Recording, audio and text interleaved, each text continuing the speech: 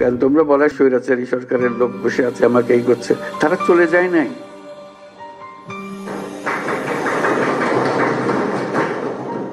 তোমরা বলছো যে তার সরকারে আছে, আমি বলছি তোমার গ্রামেও আছে। শুধু সরকারকে দেখি আমি চলে গেলাম ওই সরকারে আছে, তারা কিছু করতে পারতেছে না। তোমার গ্রামে আছে, তুমি কিছু করতে পারছো? তুমি তো দুঃখ করতে এসছো আজকে, কাজে সেই তেজ আসতে হবে না, সেটাকে জায়গা দেবো না আমরা।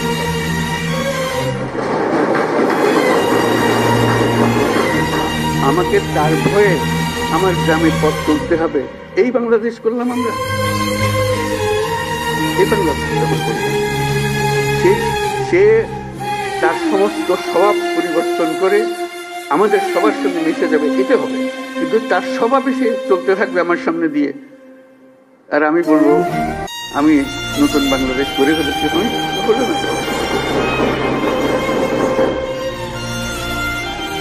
কাজে তাদেরকে জয় করতে হবে, তাদেরকে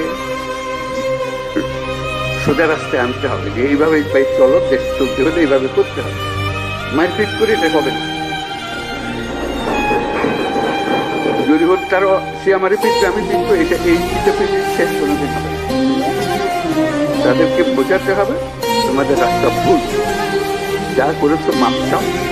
তোমরা বিচারের কথা বলেছো অনেক সময়, বিচার তো হবে, বিচারের সরকারের দায়িত্ব বিচার করা, এবং তোমরা তাৎক্ষণিক বিচার চেয়েছো, তাৎক্ষণিক বিচার চাই।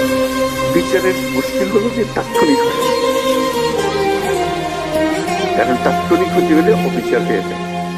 বিচারের মূল জিনিসটা হলো সুবিচার।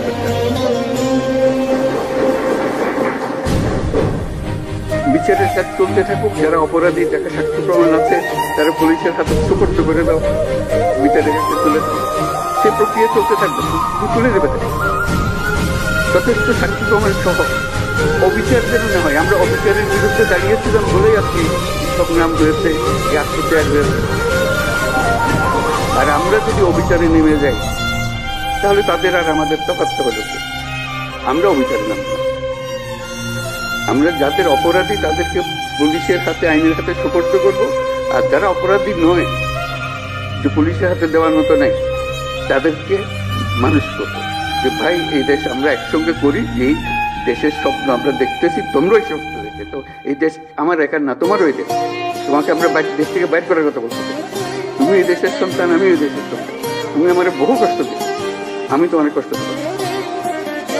আমরা একযোগে যত তাড়াতাড়ি পারি এটা একটা সুন্দর দেশ বিভক্তি আসতে হবে। বোঝাপড়াতে আসতে হবে, সেই বোঝাপড়াটা তোমাদের থেকে শুরু হতে হবে। সরকারি পর্যায়ে বোঝাপড়া হয় না। কাজেই সেই জিনিসটা জানো, যারা অপরাধী তাদের অবশ্যই বিচার করতে হবে, যারা অপরাধী নয় তাদেরকে সত্যকে নিয়ে আসতে হবে আমাদেরকে এই দেশে থাকার জন্য, একত্রে থাকার জন্য। এবং সেখানে ওদের কথা বলতেছি, তারা আমাদের উপরে 16 বছর ধরে অত্যাচার করার সীমা নেই, সেটা আমাকে বলতে হবে না, আপনারা আমার থেকে বহুগুণ বেশি ভালো জানেন। কথা হলো যে আমরা আজকে যারা বসে আছি তাদের মধ্যেও যেন আবার আপনারা আর আমরা আলাদা হয়ে না, যে অভিযোগ করতে থাকি। অনেকে বলেছে অভিযোগ করতেছে, কিন্তু আমরা এক। মনের দুঃখের কথা বলবো, সেটা অবশ্যই বলবো, দুঃখের কথা বলবো, বুঝবো, কিন্তু বিভেদটা, দূরত্বটা যেন সৃষ্টি না হয়। এটা একযোগে থাকতে হবে, একসঙ্গে থাকতে হবে সারা দেশের জন্য। আজকে এটা খুবই জরুরি। সম্প্রতি যেসব ঘটনা ঘটলো তোমাদের চোখের সামনে হলে, এটা একবার না, আরো সামনে আরো বহু রকমের ঘটনা ঘটবে। কারণ ওরা তো ছাড়তেছে না তাদের, যে তাদেরকে তাড়িয়ে দিয়েছে, তারা বলতেছে আমরা সহজে মেনে নেব।